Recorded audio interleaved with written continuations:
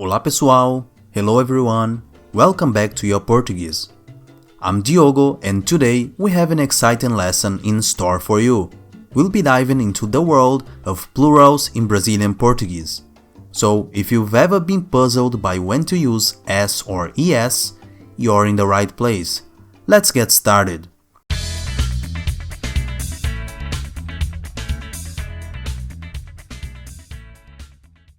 Plurals in Portuguese are used to indicate more than one person, thing, or idea. Today, we'll explore the basic rules for forming plurals and some exceptions that might catch you by surprise. The most common way to form plurals in Portuguese is by adding S to the end of a singular noun. For example, livro, livro, or book becomes livros, livros. However, not all nouns follow the S rule. Some nouns take ES for their plural form. For instance, açúcar, açúcar, or sugar becomes açúcares, açúcares in the plural form. Nouns ending in R and Z are exceptions to the S rule.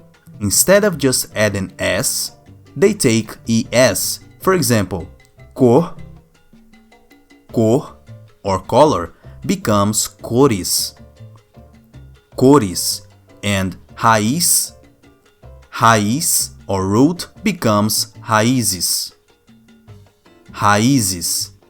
Nouns ending in ão have a unique way of forming the plural. The ão changes to ões, so limão, limão, or lemon becomes limões, limões. Nouns ending in AL, EL, OL, and UL take IS after removing the final L. So, anel, anel, or ring becomes anéis, anéis, and anzol, anzol, or hook becomes anzóis, anzóis. Nouns ending in IL have their own way of forming the plural. The IL changes to EIS after removing the final L. So frágil, frágil, or weak becomes frágeis in the plural form. Now let's talk about nouns ending in M. The M changes to N with the addition of S.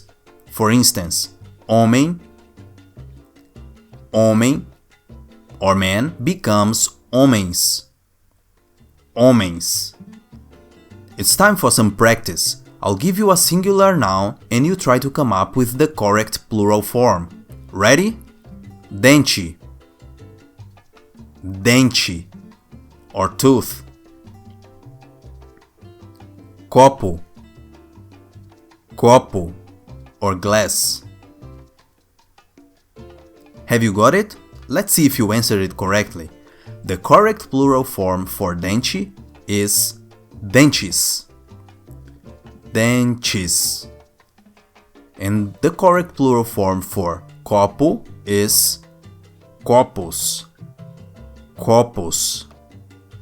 And that's a wrap for today's lesson on plurals in Brazilian Portuguese.